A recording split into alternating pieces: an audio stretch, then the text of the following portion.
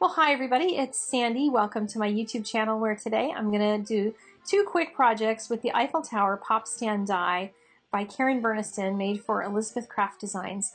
And it can be used in a couple ways. One is to pop it up in the center of a card using the little die that comes with it. And I'm also going to use it without using it, the pop part, and just use it as a plain die.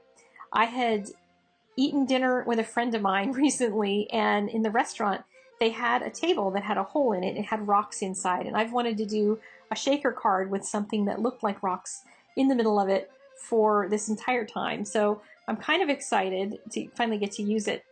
I also wanted to use these ink sheets that I got recently, and it's from Sizzix. And what you do is place this sheet, and it's got color ink on one side, the shiny side is up, and then you put a die on top of it. I decided to use this star die from Memory Box, and you place it over top with this transfer pad on it.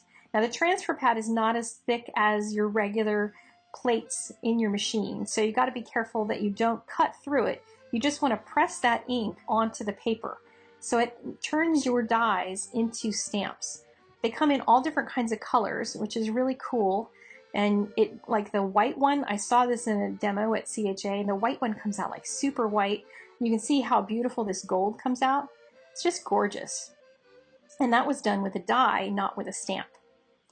So I've placed it onto a piece of acetate. You can see I've used a lot of apparently messy stamp runner to do that. And then I got some dimensional adhesive out, and I'm running it all the way around the place that's going to be the shaker portion of the card.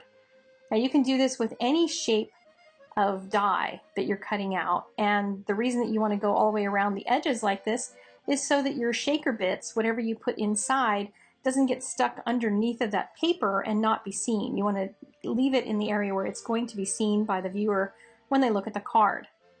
So I'm just going to peel off all of these backing pieces, and then I can get ready to put my shaker bits in. And I decided to use this glass glitter from Prima, and it was really fun to use because this is not actually glitter. It's bigger chunks. It's called Gold Rush is the color, and I just put it inside and then popped a piece of red on it because I wanted red showing through for my Eiffel Tower. And then I put some more stamp runner on the back of that.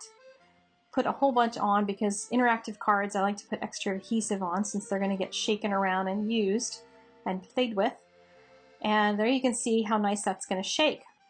Now there's a few more parts to this die. It comes with the cross beams, or I guess it's the railings, for these different sections of the Eiffel Tower. So I took some Delicata ink and I decided I would ink those pieces up. I cut them out of the black cardstock, but I put the gold ink on them so that they would match the rest of the card nicely. And there you have it, a really fun shaker card.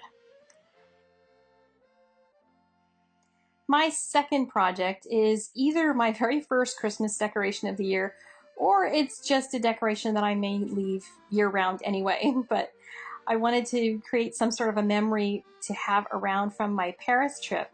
So I decided to die cut these out of 110-pound Nina cardstock because they're going to be sitting around as decor, so I wanted it on heavy cardstock. And I've left them in the paper that I die cut them from just so I wouldn't have them floating around and trying to hold them down.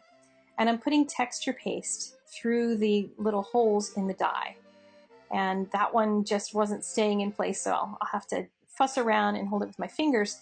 But you can see that these holes that are in these dies, and there's a lot of different dies that are made this way, there's patterns that you can use a certain embossing sandwich to make those patterns embossed when you do the die cutting. But I decided I wanted to try doing texture paste and use these as a stencil instead and see how that would excuse me, work.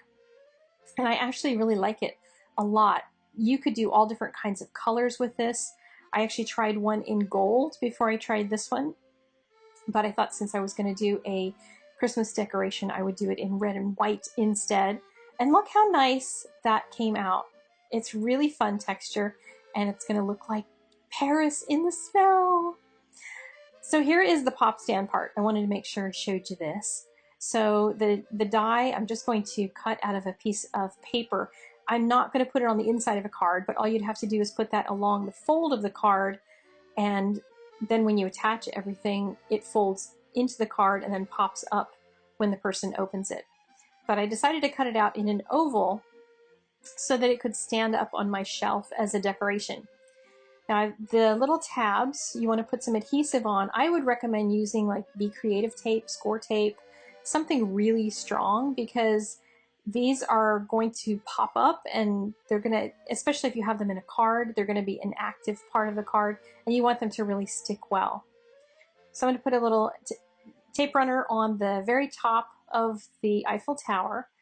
So I have 2 of these done, so they're going to be back to back on this. And press the top section together. Squish, squish, squish. I did let it dry first. You don't want to squish that while it's damp. And then all I have to do is pop it onto those tabs, because each one of those tabs lines up where the edge of the Eiffel Tower is. Now, this pop stand die, you could actually attach other things to it if you plan it correctly and just stick them on those tabs.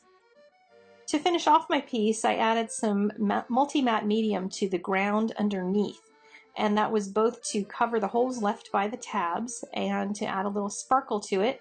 I added a heart to the Eiffel Tower outside, as well as some of the glass glitter to the very top of the Eiffel Tower. And here's a rather epic photograph that I tried to take of my little creation to see if I could make it look super tall like it does in real life. So here are a couple of videos that I made using the Eiffel Tower as imagery, if you'd like to see one of those. The last video there is of my trip, so if you want to see my European vacation photos, you're welcome to watch that one.